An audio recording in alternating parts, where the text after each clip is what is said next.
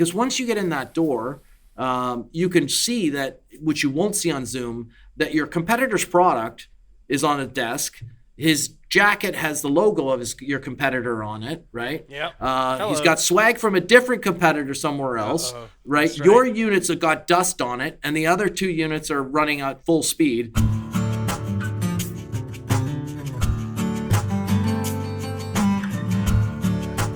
Hey, everybody. Welcome to the Slow Smoke Business Podcast. I'm Jarrod Morgan, your host, and today we're talking to Glenn Poulos, my new friend. We're going to talk about sales strategy, how to get your point across, and learn about his book, Never Sit in the Lobby.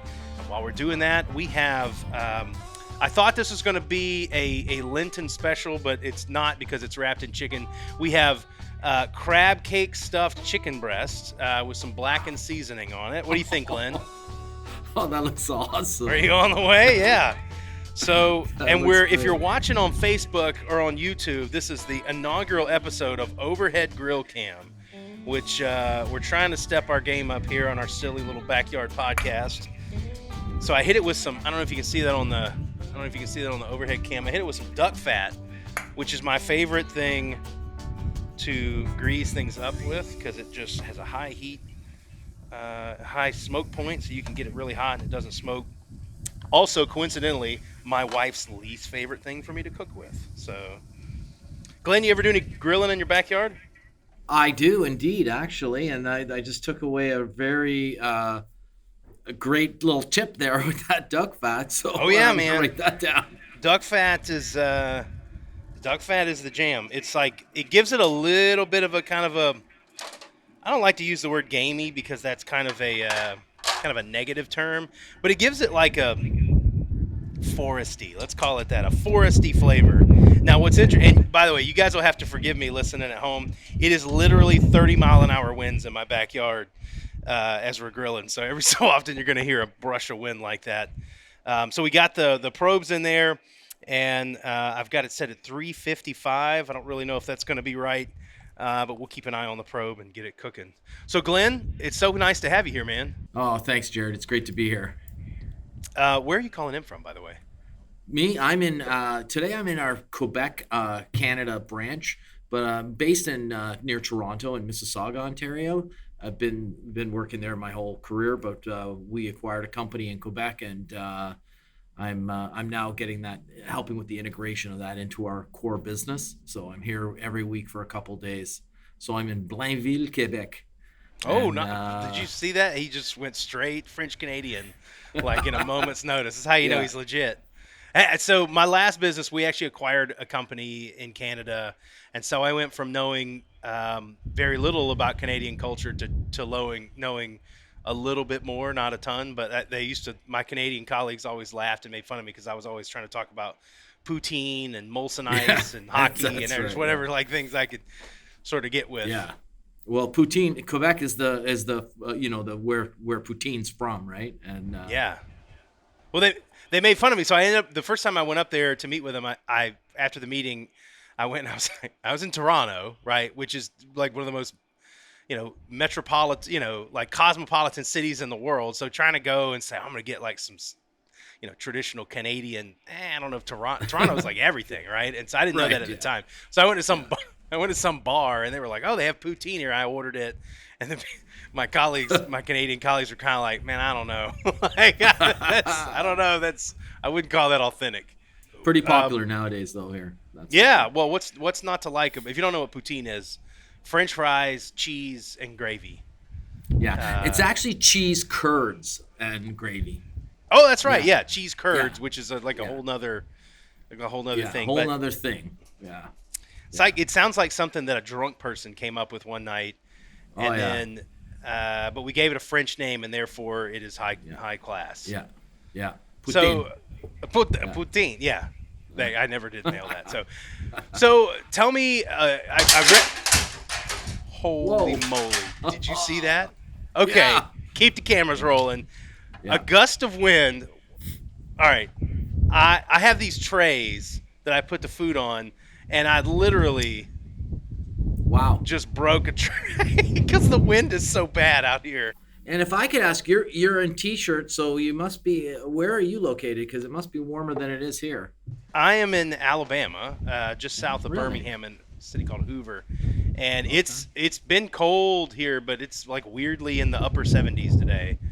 Wow. And so nobody knows how to dress or act because we don't believe it, and it's going to get cold later in the day or whatever. But it's like we Yeah. in Alabama and in the South, southern U.S., we have this is what we call false spring, is what Yeah. this is. So you'll get like 6 or 7 days of weirdly warm temperatures, and then you're back up below freezing.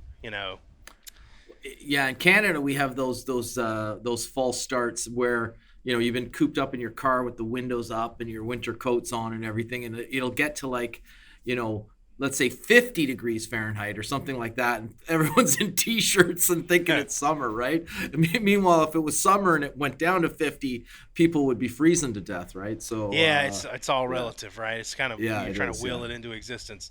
So, tell me a little bit about your background. You're in All Canada. right. You Yeah, have a cool background in sales that comes from. Well, I I'll do. let you tell it. Yeah. Tell me All about right. your background. Yeah. So yeah, I went to school for electronics to become an electronic engineering technician, and learn how to fix things. And the government hired me out of school. And after a few years working for the government, um, my boss said, "Hey, you're in the wrong field. You should go into sales." And I kind of took him at his word, and I applied for a job. And it's quite kind of a long but funny story, but I did get the job. And I worked for a company for 5 years, learning the tricks of the trade and selling.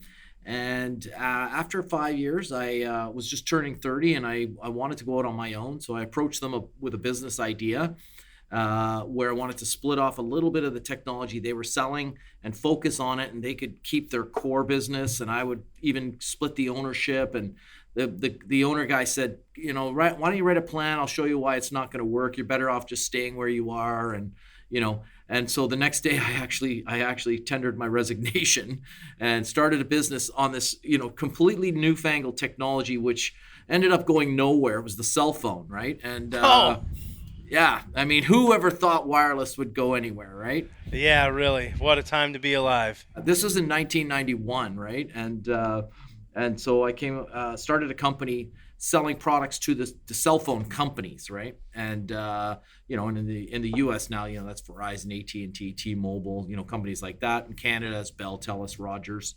And so our company was in Canada, and it was focused on selling to those companies. I sold that business in the early 2000s. It was quite a successful exit. We got rolled up into a public company, and they subsequently ended up, I was very immature at public markets and stuff. They kind of was one of those gobbling up and separating out deals where we ended up all sort of looking for work after a couple years. Oh yeah. So I found myself sort of out on the street, and so I thought, hey, what better thing to do than just start over and do what I did again? And so I started another company, doing the exact same thing, selling to the cell phone companies, helping them build the networks. And this time I what I did was I borrowed a couple consonants from my name, GP. I added a vowel A. It came up with the name Gap Wireless, and ran it with my business partner for 15 years. And last February, we sold it to an American private equity firm in Washington. And I've agreed to stay on, as did my partner, for a few years, helping them to do the integration of some other companies that they're buying. And it's sales. These are sales companies through and through. That's what we do. We're classified as a distributors, and we sell technology from all over the world in Canada and the U.S. And I'm really the general manager of the business. I manage all aspects but really I've always been the one of the chief sales officers of the business, right? So when did you write the book? So I wrote the book during the pandemic. The rules I started writing down in the 80s, Oh wow. and I started sharing them with people. Cracking jokes. Some of them are kind of funny, and stories are kind of funny that go with them. And then I started naming them after people, and so good, bad, or indifferent, right? And of course, for the book, I had to change the names slightly. And so, and the hardest part now is remembering the fake name, Right. because, and but nonetheless. Yeah, and I some companies heard my stories and stuff, and they actually came and asked me to speak at some sales meetings in the 80s and the 90s, and they started saying, "Oh, you should write a book," and I actually never did. And then the pandemic, in Canada, the lockdown was pretty severe and pretty long, Yeah. and so had nothing to do. Our company was actually deemed a special. We couldn't close because of the pandemic, because of our Mm. business and communications, but all our staff had to work from home. I was in the office, the warehouse guys were there, but on the weekends I had nothing to do, so I just buckled down and as I like to say, I started writing 2,000 words every weekend. It got to about 75,000 words, and I sent it to this editor. And after the first edit, the lady sends it back and she says, "Dude, you can't swear that much in a book." And so she removed the F word from the book, and it ran from 75,000 down to 71,000 words. And then we settled on three goddammits and a couple of F words here and there, So and she did like a 71,000 control words. F, Yeah, control F, and find all delete. F Yeah. words and delete, change it to frig or whatever, right? Yeah, exactly. Yeah, and so I said, hey, how about we settle on 71,000 words, right? And so, yeah, so during the pandemic, and then sort of coming out of it, and it was coincidentally, it actually hit Amazon the exact same week that I was literally signing the papers to sell the company, right? And Wow. yeah, it was so coincidental. It was probably not the best coincidental because, of course, the new owners wanted Distraction. my attention, and Yeah. of course, I was trying to put some attention to the book launch too, right? So Well, so the book is called Never Sit in the Lobby. yeah, And tell me what that means exactly. all right. So it's one of the early on rules that, like in the book, there's the subtitle, 57 tips on how to run a business and a career in selling, and it's some of the tips that one of the tips that comes out early on, and it's part of how you behave when you first show up at a customer. And it wasn't my idea.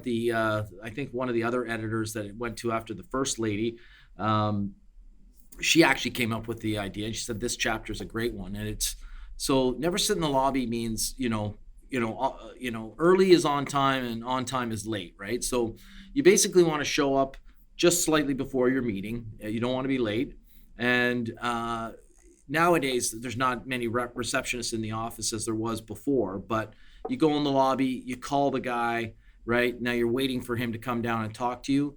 A lot of people will sit down, they'll get on their cell phones now more than ever. They're on their cell phones, distracted, playing Candy Crush, something like that, right? Guy walks in, he's standing over top of you, 6'4" dude, and you're now crouched on a couch playing video games, or texting somebody, or heaven forbid you're on the phone and waiting. It's just not a good look, right? So Yeah. early on, I made this rule: never sit in the lobby. Don't be on your phone. Don't be reading magazines.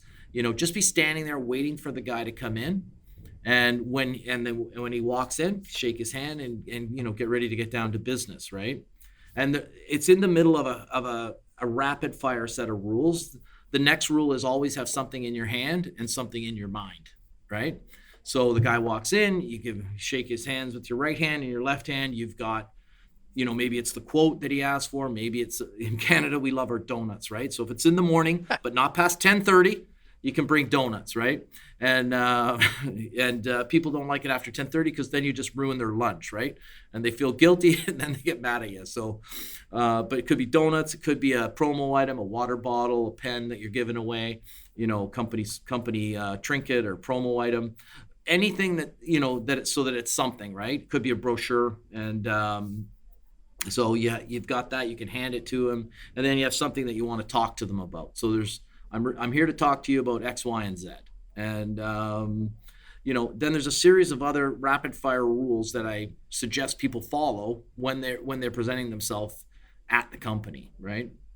But that's how Yeah. Never Sit in the Lobby came about. I love books like that too, by the way, because there's nothing. It's so helpful to get in and somebody just kind of hits you with some practical rules where you can actually go down. It reminds me of so I used to.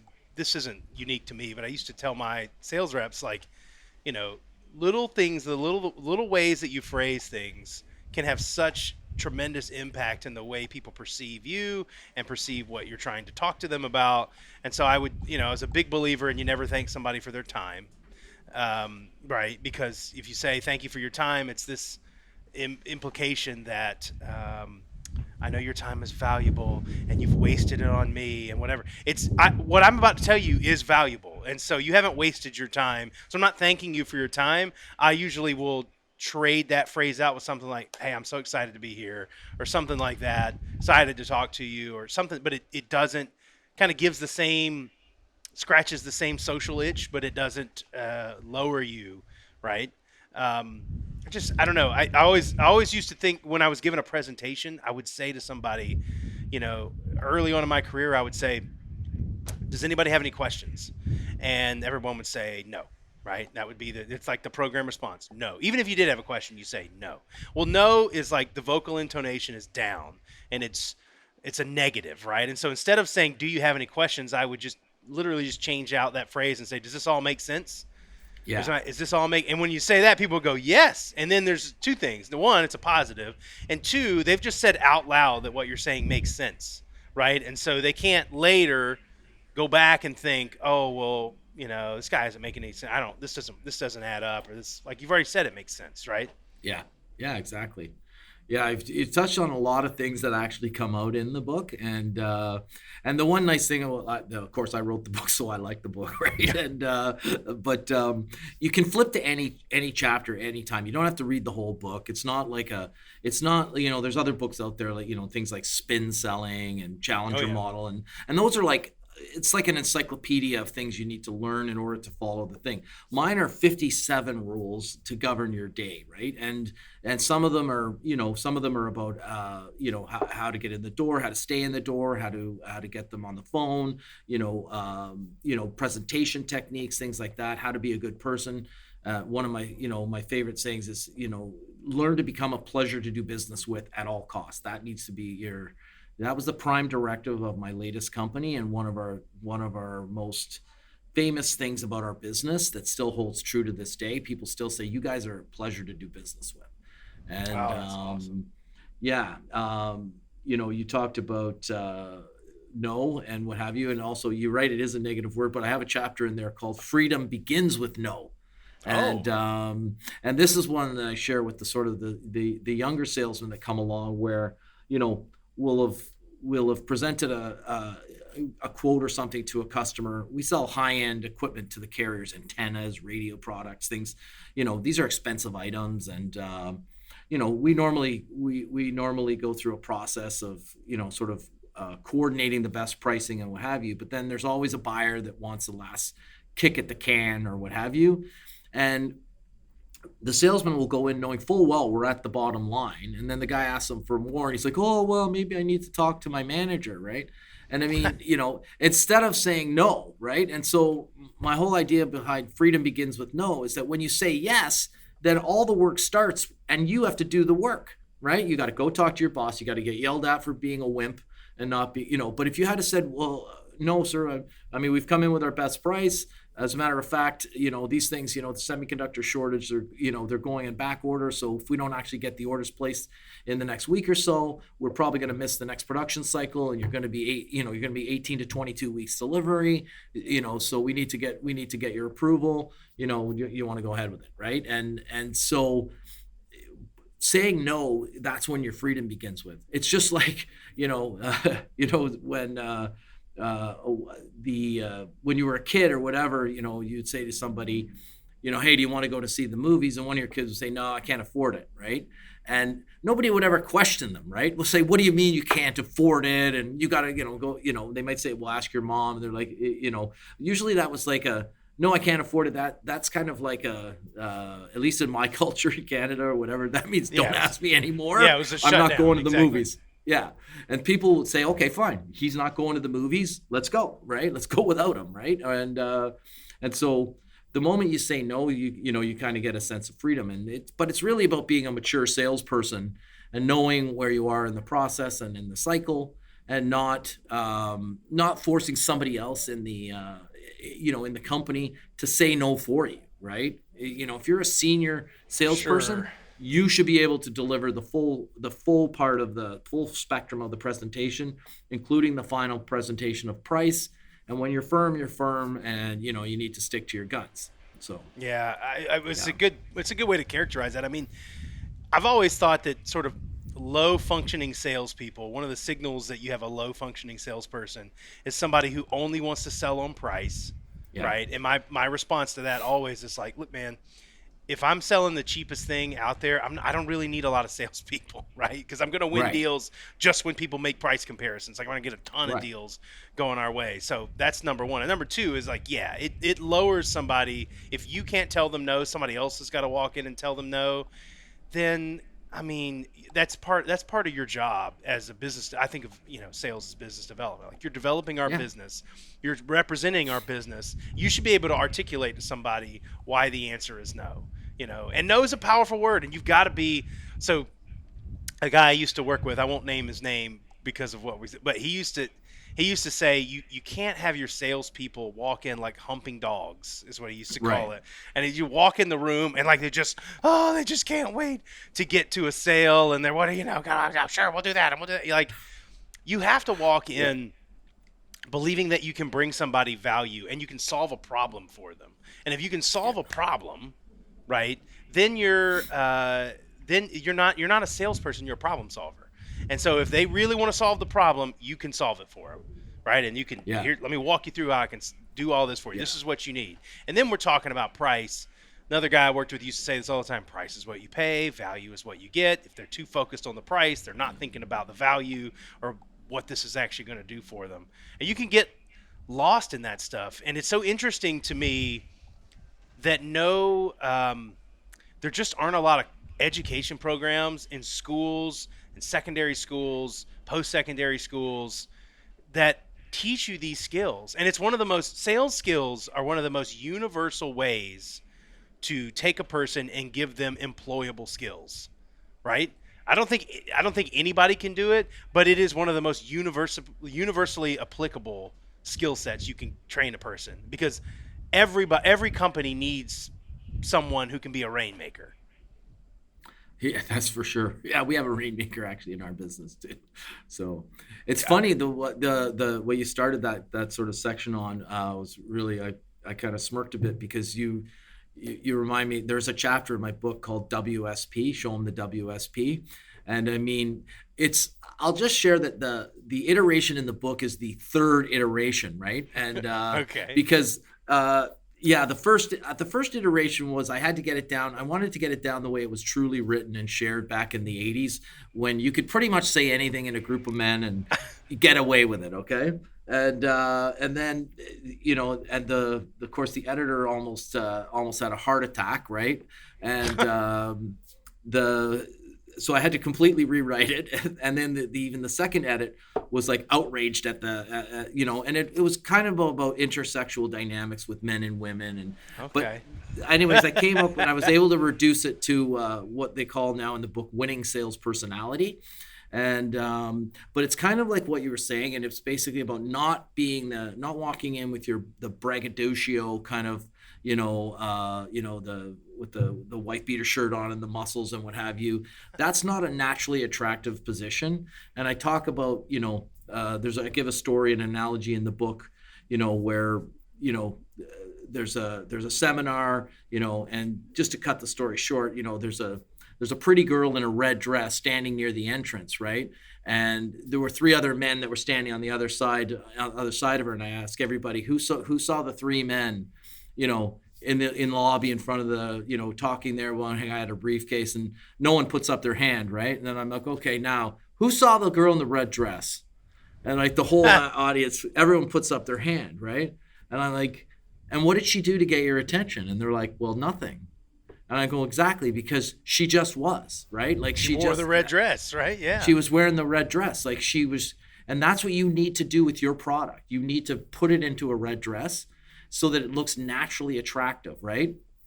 And attraction is not a choice, right? And so, if you're selling, and I think part of the example in the book is about a car or what have you, right? If the best part of your car and the most exciting, appealing part of your car maybe is the speed, but not the price or the delivery or things like that, right? Like maybe a Mercedes GTR or something, Right. but you just show it being fast. And the customer will do the rest of the emotions for you. They will get attached to the car because you're just showing it. You don't have to say, "Oh, my car's so fast," and it's like 680 horsepower with dual overhead cams and coilover springs and offset tires, and like the guy will figure that out all on his own. He just wants to see that it looks cool and it goes fast, right? And you need to demonstrate it going fast, not brag about it going fast, right? And that's sort of the concept behind WSP, right? And so I say that, and that in my company we just reduce it to that, like show them the WSP. The radio's bigger, faster, wider, deeper, 20% cheaper, whatever the WSP is for that product. Allow that to come out in the presentation in a non-braggadocious kind of a way. I'm dying to know what that was back in the 80s. Yeah. Like, I don't know. Or just tell me, were the initials the same or no? The initials are always the same, yeah. Okay. And so the people that are older know me or whatever, they're like, "How'd you get that in the book?" And I'm like, "We'll read the chapter." And I'm like, "That's nothing like the story." Well, And yeah, it's like the inside joke for people that were around. Let's check the chicken. Let's see what kind of WSP we got in the grill here. Okay, looking pretty good. So I got the probe in there. It's sitting at about, wow, it's sitting at 144, but that's actually in the crab meat. So maybe I probably need to poke that in the chicken part. What temperature is that you're cooking at? So I've got it at 355, which might have been a little perfect. I might could have toned it down if I wanted to go a little slower. While I'm doing this and trying not to burn my fingers on this probe, one thing that I was curious about. So you've been building this since the 80s, and did you find that anything that you created, any mantra that you created in the 80s, didn't hold true, or did over time that kind of died off, or did you find that most of them stuck around? Yeah, so that's really funny that I had a lot of comments early on in the book, because some of the stories are literally, like, some of them are new and some of them are from the 80s, right?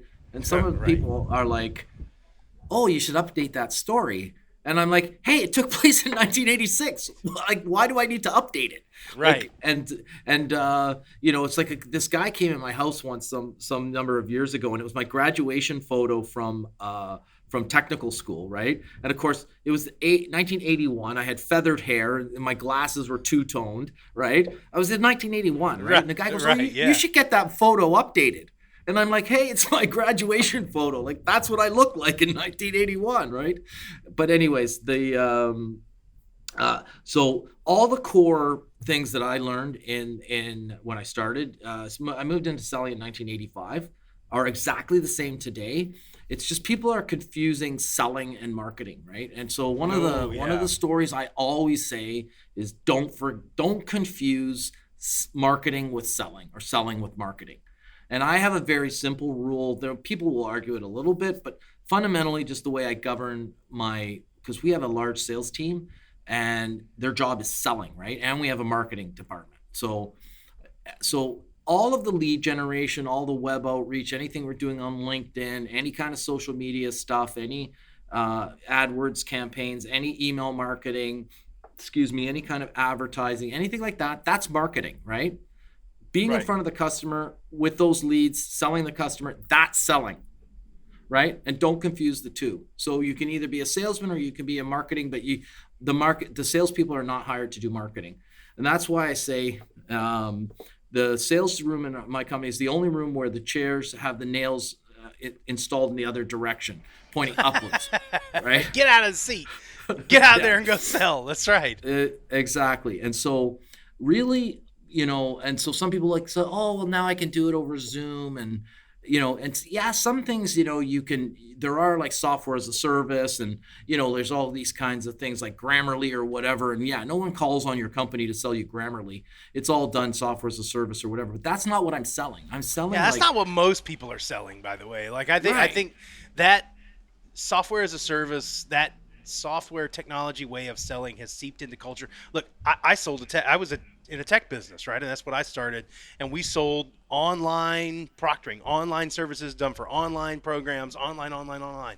And yet our most successful business development people were the ones that would get on an airplane and go sit down and meet somebody, because business is done face to face and Yes, over exactly. a meal or whatever, because Yeah. you it's all of these intangible things that are communicated by body language and the other things that you talk about, and where people start to know you and trust that, okay, I talked to him about this thing. Now I'm talking to him about this other thing, and because of the rapport I've built over here, I've built the Zoom meeting has made like a generation of business professionals lazy, because Yes. there's this expectation now that the interaction that we're supposed to have is supposed to be so quick and to the point Yeah. that there's no time for anything else. And I 100% agree. But people probably listen to this going, screw that, I don't want. Like, I 100% agree that pre-pandemic we were in a situation where there were too many meetings, and meetings would drone on for too long, and blah blah blah blah Yeah. blah. I feel like the pendulum has swung way too far in the other direction. Yeah. we Yeah. we couldn't, trying to get people to show up to an office, and they're like, I'll never come to the office. Right. Never. You'll never come to the office. You'll never fly out to see a customer. Oh, I can just do it over Zoom. Yeah, but what's your close rate on that? And I don't know. Yeah. I just fundamentally, there's been some things about just human connection that's a part of business that have been lost in the Zoom generation. Yeah, I mean, like some of the standard replies I'm always doing with salespeople or whatever. I'm like, hey, did you get that order from the customer or whatever? And like, oh, I'm working on it. I'm like, where's it at, right? And oh, they're thinking about it or something, And I'm like, well, have we? Is it in purchasing? Where is it at in the sales cycle or what have you, right? And I'm, did you send them a quote? And then, oh yeah, I sent them a quote. I go, did you hand deliver it? Well, no, he was busy. Okay, well, what'd you do? I emailed it to him. Okay, well, did you call him? Did you follow up? Well, I touched base with them over email or what have you, and I'm like, you didn't phone them, you didn't Oh, visit them, the and so I the just keep, dreaded touch base, yeah, right? exactly, right, and so I'm constantly saying, if you're not in front of the customer, then you're not learning, right? And again, early on in the book, one of the rapid fire rules is always ask for a mini tour, right? And everyone's like, a mini tour? What the hell's a mini tour, right? I said, well, a mini tour is a tour that's mini. A tour takes all friggin' afternoon. There's a guy at the front of a bus. You're sitting on a bus. You're driving around town. You got to stop 10 times, get off, go and look at the Statue of Liberty. You got to listen to the story of how the city was founded. Nobody wants a friggin' tour, right? Well, maybe you do if you're in Miami with your wife and you want to go see, South Beach or something. But if you're nobody wants to give you an entire tour of their entire 200,000 square foot building, but a mini tour is one that they can wrap their brain around, right? Like, oh, I just want to see your new lab, I just want to see your new production setup, I just want to see your new warehouse if you're selling like tow motors and stuff, right? Yeah, just want to see your parking system if you're selling automated parking, whatever, right? A mini tour, because once you get in that door, you can see that, which you won't see on Zoom, that your competitor's product is on a desk. His jacket has the logo of your competitor on it, right? Yep. He's Hello. got swag from a different competitor somewhere else, Uh-oh. right? That's Your right. units have got dust on it, and the other two units are running at full speed, and you learn a lot, right? And so that's sort of the reason behind always ask for a mini tour. And the other thing is, often if you're visiting customers, a lot of our customers are repeat. So you'll know this guy, that girl, whoever, right?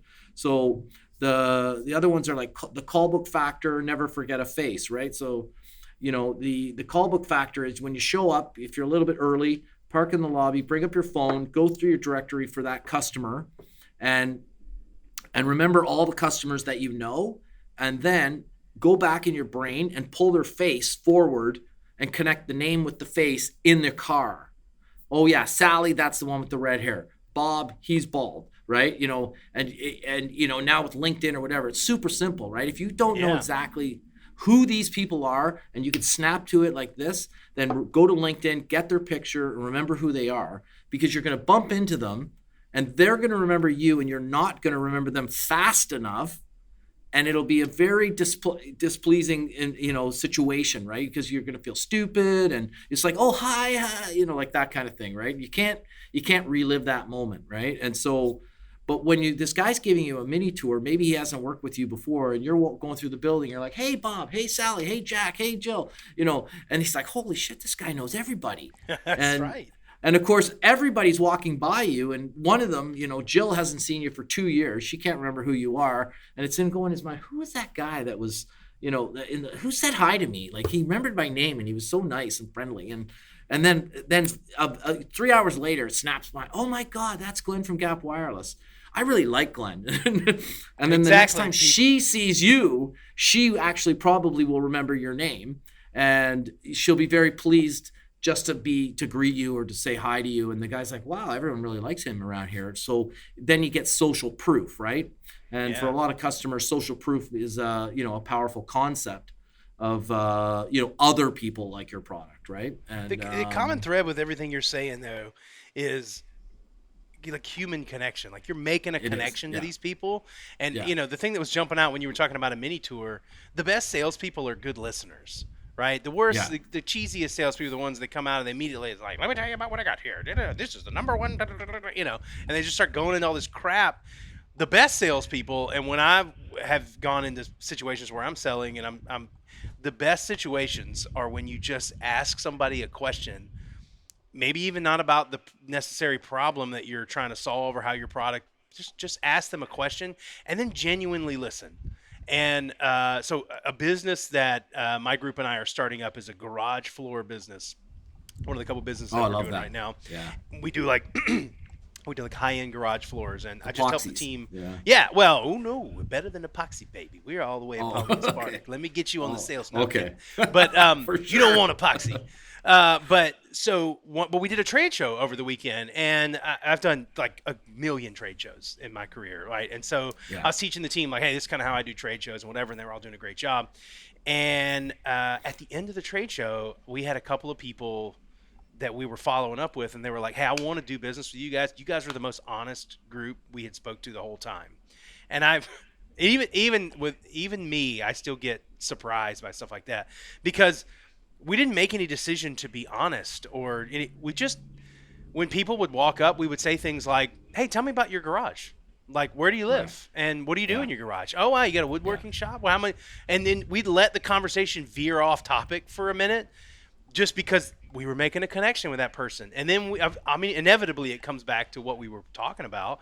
But there's something about just taking a genuine interest in a person and what they're interested in or their career. Or you were asking like, hey, show me that new lab. Show me that lab. Man, they probably worked hard on that lab, right? Yeah. And so you're showing an interest in it. And suddenly they go, I like that guy. And it's funny how much they'll say, I like this Glenn guy, when Glenn probably was talking 10% of the conversation. And the other 90% was them talking. And they go, I really like that Glenn guy. Well, you like it because you walked out of that conversation feeling heard. Exactly. Yeah.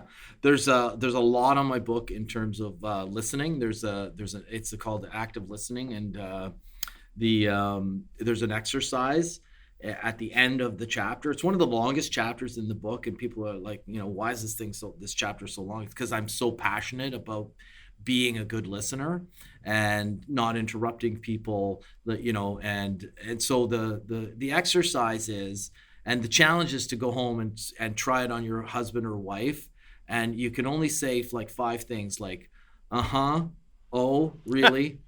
Oh my God, what happened next and how did it make you feel, right? Like those are the only things you can say, right? And so, and no matter what, you can't break frame and you can't tell them you're trying any kind of a new thing. You just have to be in that moment and only say those handful of things, right? And so I give the example, where I think it was, my wife got accosted on the trails around the house walking the dogs. There's a dog off leash, and she's like, oh my God, this lady had her dog off leash. I'm like, oh my God, you're kidding. What happened next? She's like, oh, well, we had words and da-da-da and this and that. I'm like, oh my God, no way. And, and it's just really, oh my God, what happened next? And then at the end, I'm like, oh my God, how did all that make you feel? She's like, I was pissed off. And Glenn, you're really passionate today. She's feeling great about the conversation. Exactly, because I'm not offering any advice. I'm just listening, right? Yeah. And those help her responses, help you to be engaged in the conversation, but without adding any essence of like being like this typical male wanting to like offer a solution so you'll shut up, right? Because most of Right. what we say when the wife's whining is kind of like, what can I say that'll sound compassionate but will make her stop talking, right?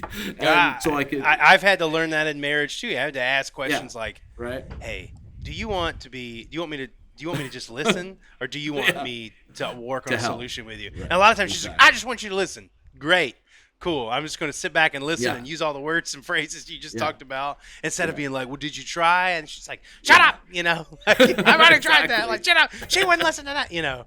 Okay. There's another chapter that I love telling the story about. It's called implied familiarity also breeds contempt, right? There's a saying kind of familiarity breeds contempt. It's like, you got a buddy and you're kind of loose friends or whatever. You say, hey, let's go on a trip for a week or something, right? And, by the time the week's over, like this is the last person you want to talk because you become so familiar that you build up kind of an internal contempt, right?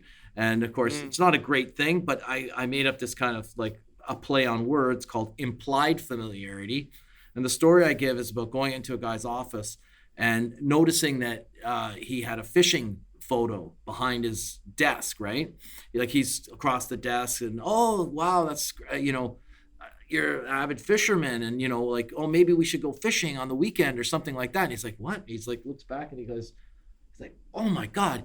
He goes, that's my ex-father-in-law. He goes, I forgot that photo was even there. He goes, as a matter of fact, Glenn, I friggin' hate fishing, right? I only went to please my ex-wife, and trust me, she's an ex-wife for a reason, right? And I never liked that guy either. And takes the photo, tosses it in the garbage, right? And all of a Wow. sudden, I've built up this contemptuous situation by implying that I know something, right? Like, oh, you see a golf club or whatever, and you just go off on a tirade about golfing and, handicaps and this and that, and going and do the 18 holes with someone or whatever. Like, no, you need to have a genuine rapport with someone first and Sure. allow those kinds of discussions to happen after, right? Otherwise, it comes across as phony, and they will be contemptuous and want to end the conversation early because of it, because you become across as Not genuine, right? I mean, not genuine, and like, that's the word I'm yeah, looking like for. I Yeah. used to train my salespeople that the safe subjects to talk about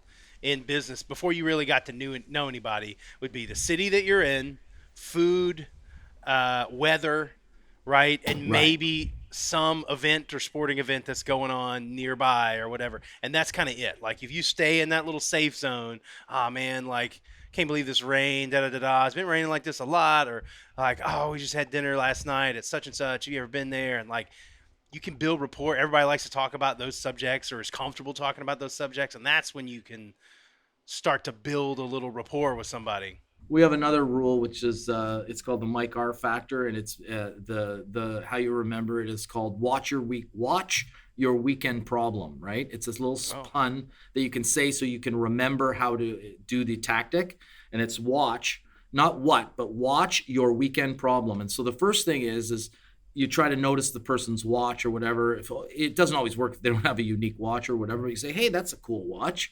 What's the story behind that, right? Most people are like, oh, it's my watch. They'll put half, oh, my wife gave it, my grandfather, blah, blah, blah, whatever. And then the next part of it is just like, this is bizarre, but it really does work. It's like, oh, tell me one thing. What do you do when you're not here? What do you do on the weekend? What do you do on the weekend? And like I play pickleball or I fish or I golf or I, bike or whatever. And I mean, and then the next thing is goes, the third one is this. So what's the biggest problem you're trying to solve, in your job and your work and your this and your that today? Like, what's the biggest problem you're trying to face? Like, what keeps you up at night, what have you, yeah. right? Watch your weekend problem. And because it's just an escalating series of, and it seems kind of like that's kind of stupid and dumb. I'm not doing it and it wouldn't work, but you'd be wrong. I don't see why that wouldn't work, right? I mean, it's It like works you build some amazing. rapport up, and then getting to the biggest problem like that. When Yeah. people believe that you are actually, when they finally understand, oh, this person's trying to understand my business or my situation or my problem, and they're trying to help me with it. Man, that's when you can actually get down to business, because and you got to Yeah. be genuine again. Like it can't just be all about, oh, I'm trying to get a sale. Like you got to be willing to say, well, I'm not really a good fit to help you with that or whatever, right? Right. Yeah. This is I could talk about sales all day long. Let's give a little chicken check here. Patented chicken check. Yeah. It's I looking good. think it's looking good, but you know what? Yep. I screwed up and I'm running out of pellets. So for the first time in slow smoke business history, we're going to have a pellet refill. All you barbecue purists out there that don't buy in the pellet grill, you can get lost. Here we go. This is some bourbon barbecue brown pellet. You ever pellet grilled before, by the way, Glenn? You familiar with that? To be honest, no, I have not. How do they heat up, with electricity or? So there's like a little auger here at the bottom, and it'll take these pellets and push them towards what I think is like an electric, Okay. like a little spark, and it creates heat, it creates smoke, and Okay. Man, it's fantastic, and it really gives a great. It's to me. I used to have a gas grill, and a gas grill, like even if you had like a fancy, ceramic barbecue grill or something like that, you always had a gas grill. So if you wanted to make like burgers on a Wednesday night, you're not like doing the big pomp and circumstance for the barbecue. You can just flip it on and go. These pellet grills 100% replace the gas grill. They get for the quick, like, let me throw it on. I'm going to throw some chicken wings on, or like my kids want some drumsticks or whatever. Like, that it completely replaces the gas grill because it has more flavor than a gas grill. It's got smoke coming out, but it's Yeah. as quick and dialed in That's as the amazing. other things. Yeah. And don't at me, barbecue purists out there, because I get it every time I talk about pellet grill. Somebody comes for me. They're like, it's not real barbecue. And you know what? Yeah. I'm not like in Austin, Texas trying to open a barbecue joint. Like, I'm just a dude in his backyard.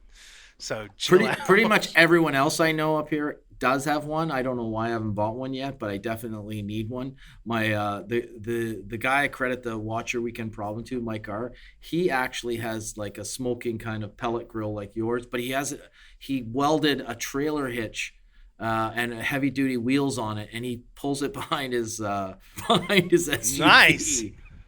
Nice. And Get he that guy to literally come like over. brings it to customers, to other places. I like it, man. Food is the great equalizer, right? Yeah, It puts everybody in a good mood. It does. Well, yeah. Glenn, so where can we can find your book on Amazon, right?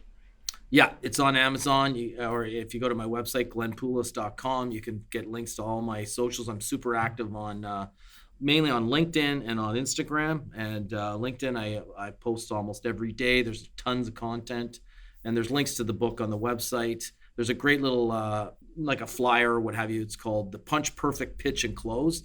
If you have a big presentation that you need to do and you want to stand apart and and show the boss that you know what you're doing, it breaks it down into steps. It's really cool, into how you can punch, perfect pitch, and then close.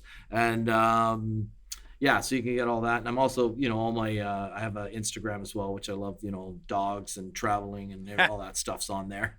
And Well, that's awesome. I can tell you, yeah. I can't wait to get my hands on your book. I've got a whole bunch of salespeople I work with that need this kind of stuff, and so I can't wait to get them the Never Sit in the Lobby story Cool. and get through all of Yeah. that. Glenn, thank you so much for being on the show. Wish I could send you some of this chicken, but your homework assignment is to go get a good meal somewhere. Go get some poutine. What did you say? Right on. Poutine? How do you say it? Poutine. Poutine. Yeah. Poutine. Poutine. Glenn, it's been awesome to have you here, man. Let's have you back soon. Thank you so much. Awesome. Thanks, Jarrod. And we will see you guys next time. Slow Smoke Business. Thanks.